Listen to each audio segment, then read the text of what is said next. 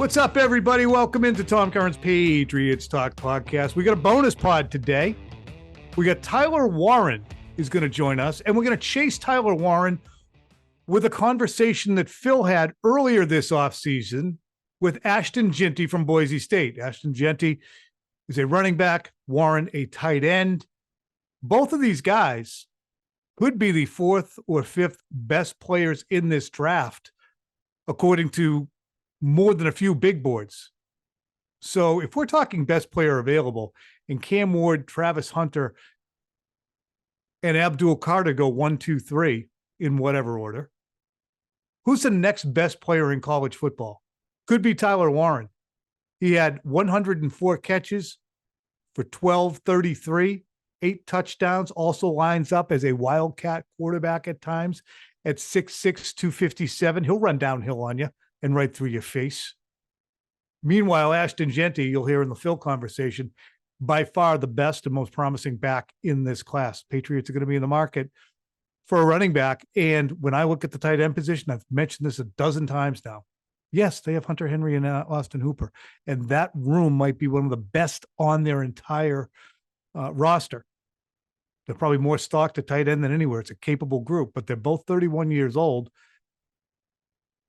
And if in lieu of getting a player who you know is going to be outstanding at his position, like if you're gambling on a Will Campbell at tackle or an Armand Membu at tackle, and you're looking at a guy in Tyler Warren who's got Gronk-like qualities and is regarded as like the fourth best prospect in the draft, can't you just plunk him down next to Drake Maye for the next decade and have them make beautiful music together? You know, just continue completing 85 passes for 1,071 and 13 touchdowns every year. I mean, you want to, you can go chase your Ted McMillans all over the creation. You can go chase you name the wide receiver, boundary wide receiver. Or you can get a tight end who is so versatile and such an accomplished, although some say not that accomplished, a blocker that you can plop him in and feel great about that position. It can help your offensive line. It can help your quarterback. It can help the geometry of the entire offense because you're going to have to pay attention to him. So no further ado, and coming up right after Tyler, we'll run right into Phil's conversation from earlier this offseason with Ashton Jeanty. No further ado, Tyler Warren, Penn State University. All right, ladies and gentlemen, here's a guy I've been talking about at the top of this and talking about nonstop. It's the Penn State tight end, Tyler Warren. Thanks for jumping on. You're still at Penn State right now, even as you get ready for the draft, huh? Yep. Yes, sir. Excited to be here. But yeah, I've been up at school training, just using these facilities here. It's a pretty good setup there. I mean, a lot of guys like go down to Florida and they work out at their agents, facility. What made you want to stay? You know what? I'm going to stay on campus here. That's just kind of, it was convenient. Had people I know here already and familiar with the area, and the strength coaches here, so they've been helping me out a little bit, and it's been good. Are you kind of a keep it simple guy? Yeah, I try to. If it's try and keep it complicated, don't make it complicated if it doesn't have to be. So keeping it simple and doing what I know has been good for me. And in keeping with that, I noticed when I was reading the great Dane Brugler from The Athletic, who puts out a draft guide called The Beast. In The Beast, he has every detail. And one of the details that he noted, correct Dane Brugler if he's wrong, Tyler Warren has no social media platforms that he's on. Is that accurate? I have an Instagram, so I am on Instagram, but other than that, I don't really have any besides Instagram. So you're a tweet-free guy, no Blue Sky. No Facebook, nothing like that. You have no idea what you're missing out on, I'm kidding. Yeah. I'm kidding. Why? Like, I mean, I have 3 boys who are just about your age, and they are not what you would call guys who are tied to their computers, but they're pretty social media active themselves. Mm-hmm. You just look at it as it's a waste of time. It's a time suck. Yeah, I mean, to me, I just never really kind of been into it. Really growing up, it's kind of always been like that. Never really been something I'm super interested in. Obviously, there's cool things and it kind of keeps you up to date on stuff. But I feel like Instagram gets me what I need, and then all the other stuff would just be extra, like you said, kind of time consuming things. So I'm good with the Instagram, and I'll roll with that. Dude, I'm watching people get dragged off their front porches by their dogs until like 2:10 in the morning. My wife will come up. What are you doing? I'm just watching a guy get pulled over and trying to invoke his rights that he doesn't have to give his license. It's like, get to bed. You were all state in baseball and basketball, or was it all region? In either way, you were pretty freaking good at those. Yeah, I was all state in both of them. All right. Did those? Which positions did you play in those two at 6'6", 250 at this point? And did it help you as an overall athlete? Yeah, so in basketball, I played pretty much the 2 to the 5. Didn't necessarily have the handles for the 1, but I could play the 2 and then down to the 5. And baseball, I played outfield and was a good hitter. Couldn't really throw strikes from the pitcher's mound, so I wasn't too much of a pitcher as I got older, but wish I could have, because that might have helped me, down the road. But yeah, I think they both helped me, basketball, using your body, going up, getting rebounds, alley-oop, stuff like that, kind of like going up in the red zone and making a contested catch. And then baseball, just the hand-eye coordination. It's another thing you're doing, catching the ball, hitting the baseball, I think is a good way to train that. So I think they both did, help me a lot, kind of just developing as an athlete as I was younger. How much tight end did you play in high school? I know that were you primarily and almost exclusively a quarterback?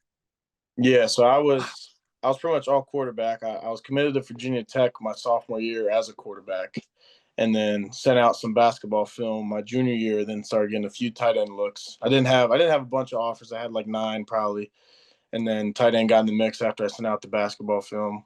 Or Penn State got in the mix for tight end when I sent out the basketball film. And that was kind of what I decided to do. Did that bum you out a little when you started saying, "Hey, we like you, but we see you as a tight end"? Were you like, "Hey, wait a minute, that could be the next Josh Allen or whoever"? No, I was really only playing quarterback in high school because we didn't really have one, and that was just kind of what we needed. And I was always just a football player growing up, and I kind of still consider myself a football player. And I was just fine, playing tight end at Penn State. I didn't take that as an insult at all. I felt pretty lucky to have that opportunity, so it was good. And you punt too, huh? Yeah, that's what I was all state in football in high school, was punting. Punter? Yeah. That's awesome. And so you weren't able to cover him really either. I mean, the punter is not going to be the first guy. You could have demolished some kids. Yeah, no, I was just hanging in the back playing safety in case anybody sprung one out. Do you miss either quarterback or basketball or even baseball? Because I have a softball team, slow pitch softball, that if it does come to pass, and I continue to keep my fingers crossed, we could probably get you on the softball team. Yeah, I mean, I definitely miss playing baseball and basketball. Just, they're fun and got a lot of memories with my teammates and stuff growing up, and it'd be fun to play it again. But I'm definitely a football guy at heart, and that's what I always wanted to do growing up. But yeah, I guess I miss quarterback a little bit. I still got to do a little bit of that this year in college, so that helped out, a little bit, being able to do some wildcat stuff at quarterback. But yeah, it's been fun switching to tight end. How much have teams inquired, Tyler, about that versatility and the ability to be under center? I think you carried 40 times in 2024 for Penn State. We're under center. Then one of the prime highlights of your season, I believe you had like 6 broken tackles on one wildcat run. But have teams inquired about that versatility? Yeah, I think that is something they brought up, just kind of being able to move around and do a bunch of different roles within the offense, I think is what makes tight end fun in general, because you kind of get to do a little bit of everything. And then I did that kind of little bit of a wider range of stuff in college this last year. But I think that is something that, helps me out in being able to fill a lot of different roles within the offense. One cool thing about your position is there's so many different guys that you can model yourself after who can be just different shades of a tight end. We're familiar here with Gronk because of the time they spent, obviously, to Aaron Hernandez, the tragedy surrounding it. Aside from that, incredibly versatile and a totally different tight end. You have Kelsey, who's one kind of tight end, and Kittle, who's another. We could go on. Why bother? Let's ask Tyler, what kind of tight end are you? Who do you model your game after? I think Kittle's a good one, like you said, just from the aspect of being able to do, everything that a tight end does, from the run game to pass game to run after catch. I think is another thing he does really well. And then another person I saw this summer that I actually started watching a little bit was Jeremy Shockey, and kind of his, mentality he had when he was running the ball and stuff like that was something I really liked. So that was another guy that I watched a little bit over the summer. Friggin' maniac. Yep. Giants. Did he go to I think it was the Saints after the Giants. Saints after the Giants? But he was an amazing player. Came out of Miami. As you sit there, there's this conversation in every draft of best player available versus drafting for need. And just talking to guys who like sports here, I'm looking at the Patriots. They have a lot of needs. They kind of can't go wrong. Many people have you as the fourth or fifth, and you probably are saying to yourself, shit, I'm the first. Fourth or fifth guy on the big board in terms of the best player and prospect in this draft. If you were going to make a case to go to New England, for the hell of it, what would you say? I think, they've had some success with tight ends in the past, and y'all got, some good tight ends there. That'd be an awesome opportunity for a young guy to learn from. And if I am on your team, I'm going to do whatever, I can to help win and help the offense, be the best that it can be, and play the game the right way is kind of how I try and do it, and play the games the way it's meant to be played. You go blocker? I think so. Yeah. And, this is a draft that does have a number of different tight ends. Have you kind of developed any kind of a rapport with those guys, whether it be at the combine when you guys are grouped together or anything like that with Loveland and Taylor, any of those guys? Yeah, I met Loveland. I met at the combine. It was kind of the first time I actually got to meet him, but he was a great guy, and he's going to have a lot of success in the NFL as well. So I'm excited for him. But yeah, really, tight ends are usually pretty good dudes that are easy to get along with. So it's fun kind of being around, all those guys at the combine, and then training for the combine was good as well. You going to go to the draft in Green Bay? I'm leaning probably more towards staying at home right now, but still figuring that out. That seems like a Tyler Warren answer. It really did. I mean, it all adds up. Yeah. I mean, do we want to put on a big green shiny suit and sit there and have the cameras come in? God bless you. The great ones don't go. I hope so. Hey, anything that I miss? See, I'm going to flip it around on you. Anything that I miss? Or you're like, come on, I'm almost done with this. Come on, let's go. No, I mean, I think I'm, like you said, I feel like I'm a pretty, simple guy when it comes to off the field stuff, and just like to play football and play it the right way. How about this question? Have you seen Drake Maye at all playing football? Obviously, he's third overall pick last year. Patriots hold the fourth overall pick. Are you a fan of Drake Maye in his game? Because there is, as I talked to you, a little bit of similarity in the way you guys seem to operate. Yeah, I saw a little bit more of him when he was in college, just because it's, you don't get to watch the NFL as much when you're playing college football. But yeah, I mean, I know some guys that met him through their process, and they say good things about him. And like you said, people have said that we might be kind of wired similarly and be, similar in some type of way. So I think he's a great quarterback, and he's got a bright future ahead of him. All right, Tyler Warren, wherever you end up, some team's going to get a good player who is going to be quiet as a church mouse on all media platforms. And really appreciate your time. Good luck, man. Yes, sir. Thank you. I appreciate your time. All right, there he is, Ashton Jeanty, one of the best players, regardless of position, in this year's NFL draft. Heisman finalist, Heisman runner-up. You know him by now. You've seen the highlights everywhere. Ashton, thank you so much for being with us here on the Next Pats podcast, man. Thank you for having me. I have to ask you first and foremost, our good friend of the podcast, Louis Riddick, former NFL player, former NFL executive. We love to have him on our podcast because he's so good at evaluating players. He was talking about you recently. He said that's Emmitt Smith with 4.344 speed. I have to ask you, knowing and understanding and respecting, I'm sure, Louis Riddick as you do, what does it mean to you to hear that kind of comparison?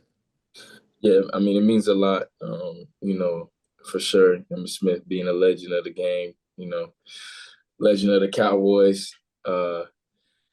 Just a tremendously talented, player, but, to kind of compare me to them and then, add the part about, the speed, that's just awesome. And, I got a chance to, interview with him and talk to him and, love what he's about, love how he analyzes the game. And, he's a great guy.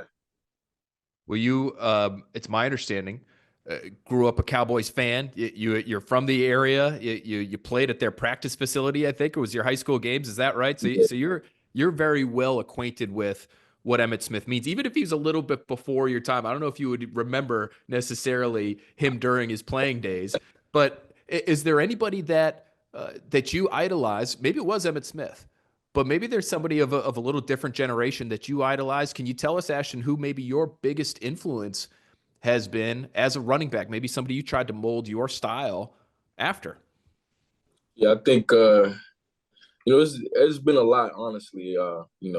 For me, it's been Marshawn Lynch, Adrian Peterson, and then, you talk about, Reggie Bush, Barry Sanders, Emmitt Smith. Like, I watched, all the greats and just try to take something from all their games. And, they all were special in their own ways. So, just trying to add all their, things to my game, so hopefully I could be up there as one of the best too.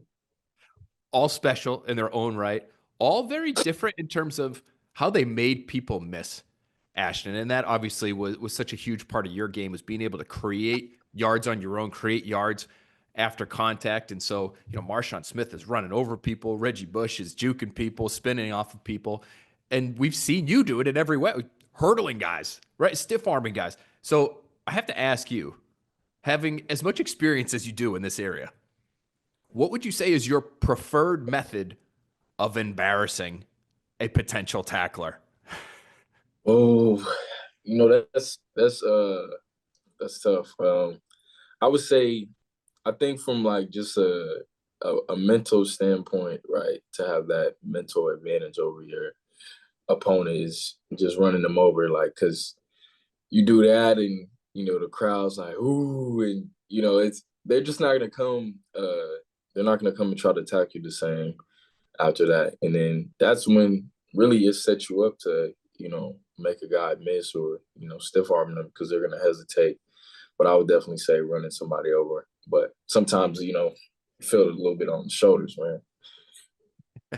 Yeah, you're absorbing a little bit of force there. There's no question about it. So it doesn't surprise me that you've got to be prepared for that yourself physically, regardless of how badly you may make a tackler miss. I want to dig into this just a little bit deeper, Ashton, because what's interesting to me is your contact balance is incredible, really, relative to other backs that we've watched over the years come out of the college ranks. And I just want to ask you, what goes into that? Meaning, do you have to see a hit coming to be able to bounce off of it the way that you do? Is there just a looseness? Obviously, you've got tremendous strength, but is there a looseness that you have to bring to the point of contact, to the line of scrimmage, in order to absorb those body blows as you do and keep moving? What do you think the key is for you? Is it just about, hey, I'm a powerful guy, I can squat X number of pounds, it doesn't matter. If you hit me in the wrong way, I'm just going to bounce off of it? Or do you have to see it coming up? I'm curious how you approach it and what you think the key is to being able to run the ball the way you do when it comes to bouncing off of those tackles. Yeah. Well, to your point, I think it's a little bit of a few different things, right? So obviously the work you put in the weight room, that's a big deal on the football field, right? Being able to squat that much, right? That gives me a lot of power. And then, my change of direction, my speed also helps. So me being strong, running that fast, and then, colliding with somebody, and, I might be short, but, I'm compact. And a lot of people don't realize in football, that's an advantage, right? You talk to a lot of players, it's not always the 6'2" Derrick Henrys or 6'4", whatever, the huge guys that they hate tackling. It's the smaller compact guys because they just bounce right off you. But also, to me, I watch guys on film. I watch how they tackle, right? And even in the game, there's just certain positions you have to be in to, bounce off somebody or make somebody miss. And it's kind of been like a feel thing over time that I've gotten better and better at each year.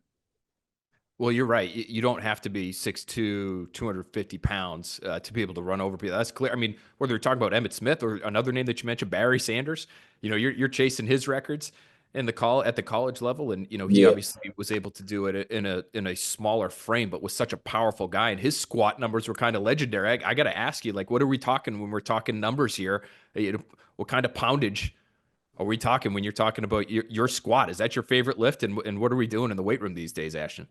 Yeah, I think squat is definitely one of my favorite lifts. I've always had a very strong lower body and upper body, honestly, too. But I love lifting. The weight room's a big part of being a football player, especially a running back. You got to stay strong and explosive. But I mean, squat, I did 605 this year. Did it pretty easy too. I had to test it out. My strength coaches, they didn't want me to do it, but I was like, hey man, I got to do it just this one time. But after that, I'm done, man. I'm out the big squatting game. I got to keep my knees good, got to keep that longevity, right? But yeah, I feel I could. I don't know. I think I could get up to at least like 750 pounds, but I don't need to just to take care of the body, Listen, hey, there's a risk reward there, right? You gotta keep that machine humming the way you need it to be able to put yourself in the best position possible to have success at the next level. It's so fun talking to you about running over people, Ashton, because the way you start every play is so chill, and I know it takes people aback here when they're watching you on the biggest stage. New England, where we are, as you may know, it's not the biggest and most rabid college football fan base. And so when they see you towards the end of your career and they're watching the Heisman ceremony and they're seeing all your highlights and they see a guy who's basically standing upright in the backfield, I think people are wondering, how does that start, Ashton? How did you take that approach when you first took it? And did you have coaches in your ear? We know how football coaches can be, especially at the lower levels at times. Hey, no, you need to do it this way, or the way that I've grown up doing it, or the way that it's been done for 50 years. So how did that start for you, and how does it maybe benefit you leading up to a given play? Yeah, I've kind of always like just naturally wanted to stand like that in the backfield, but I would always have coaches who were a little more old school. Really in high school, like you got to stand like this. Your typical running back stance. But the running back coach that I've had for these past 2 years was like, just do whatever's comfortable, as long as you're fluid, efficient, no false steps, and you can stand however you want. And then I think for me, I already have a low center of gravity, so it doesn't take that much for me to drop down as it does for a guy who's a little taller. And even then, some people might say I'm running a little higher than others are, but I'm just shorter, so I don't have to get down as much. And I think my 1,900 yards almost after contact speaks for that. And then I just feel when you get the ball in the backfield, right, you're hoping that a D lineman's not streaming through there, he's running right through. Sometimes it does happen, but when you get the ball first, I'm reading the play, right? I'm letting it develop. And then once it develops, then that's when I'm going to hit it, accelerate, and, get down if I possibly need to. But the hope is that I can just run through there, full speed. But, that doesn't happen every play.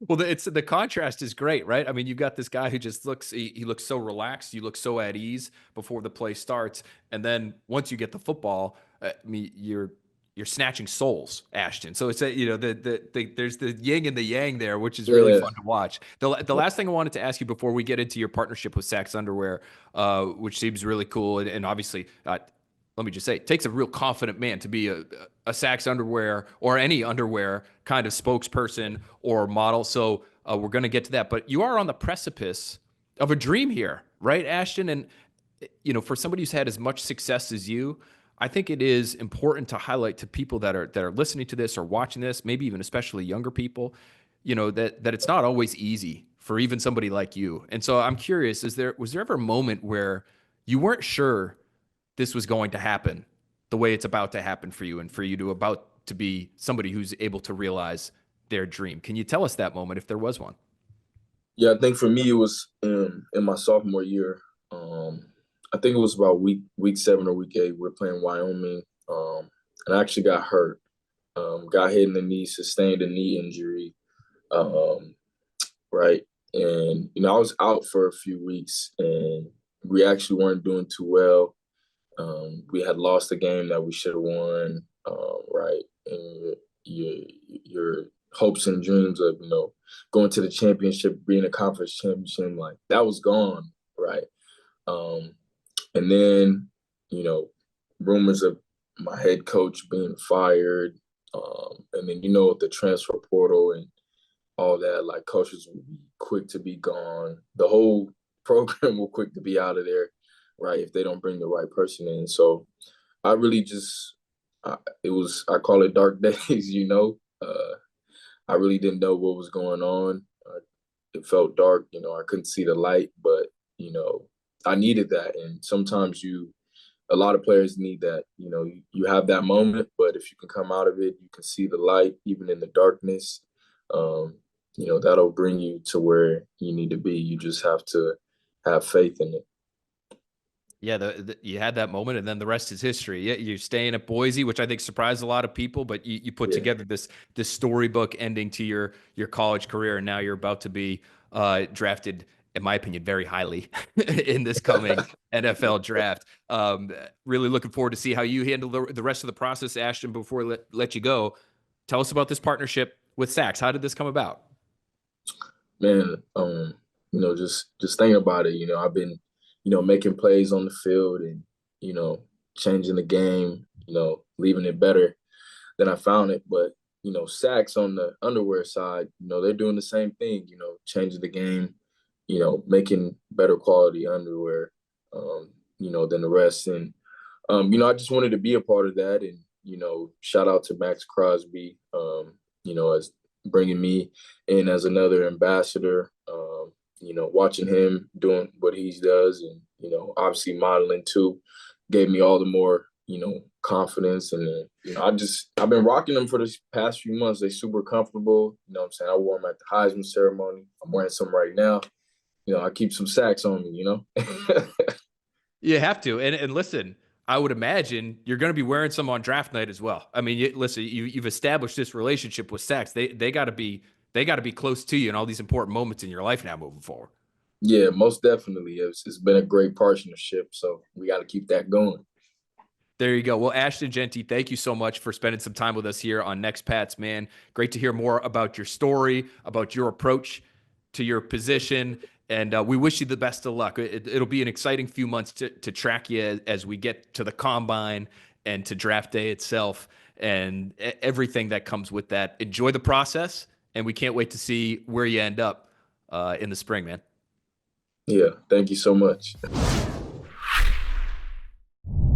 All right, no Phil today in terms of a co-host, but you had plenty of Phil in the Ashton Jeanty conversation. Hope you appreciate it. We are barely 2 weeks away from the draft now, 13 days by the time this lands in your mailboxes. Thanks as always for joining us. We will continue to keep you updated as the draft gets closer on all things draft. Bye.